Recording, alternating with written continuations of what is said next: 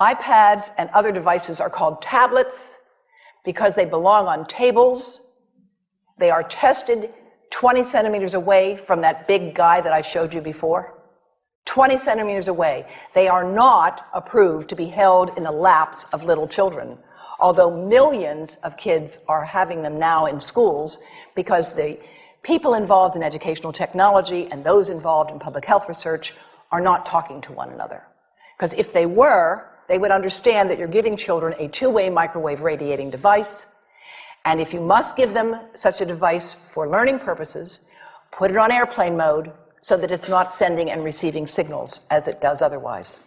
Now, this is some new modeling, again, that we've developed with colleagues in Brazil, and we can share with you how we've done it.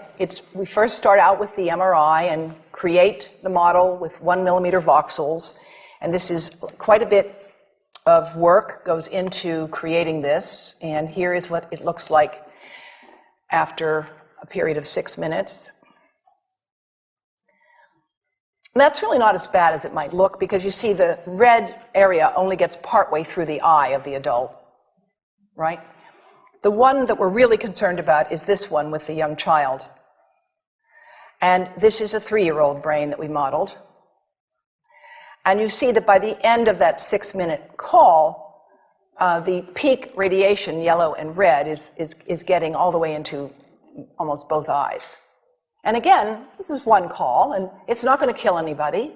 It may not cause any biological effect whatsoever for 1 call or 2 calls or 3 calls. But the question is, what's the cumulative impact of this kind of exposure? How do we evaluate it? And I want to show you an example of some of the work that we are doing now that I'm releasing here for the first time. And this is a modeled microwave radiation dose of a 6-year-old with greater levels to the frontal and temporal lobes, eyes and cheek. And watch this here. Now, yellow, white, and red are the hottest, all right? And if you look carefully, you will see it's going into the eye, the nose. Do it again, just so you'll get to see it. And partly into the brainstem. Now, that's just showing you that there's going to be some exposure into that area of a young head. It doesn't tell you that there's any biological effect, right? Now, the next slide is going to show you something that might be of interest to students and faculty here. And that has to do with exposure to the reproductive organs. We call them the gonads. I think you say the testicles. And bone marrow. And look here at the radiation as it gets into the groin area.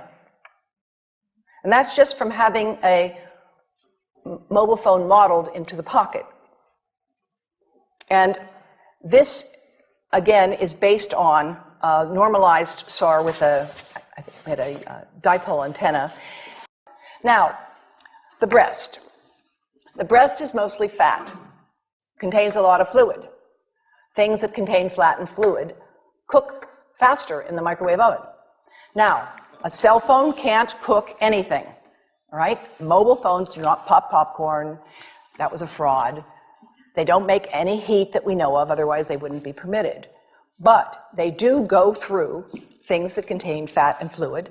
And we are now working at Environmental Health Trust with scientists at the University of California, San Francisco, scientists at formerly the president of the American Cancer Society of California, because we are seeing women who keep cell phones in their bras. Has anyone seen a woman put a cell phone in her bra? Hands up, please. Please tell them you've heard now why they shouldn't do that. And here I want to show you our first case report from 2009, and we now have many more. This was a Chinese-American woman who used her cell phone 4 hours a day in her bra for 10 years while she was driving. Now, and you drive with a phone on your body. The phone is smart. It's going to go from one tower to another, and it's going to say, here I am, where are you, here I am. And it's going to be going to max power each time it moves from one cell tower to another. And there it was right next to her chest. And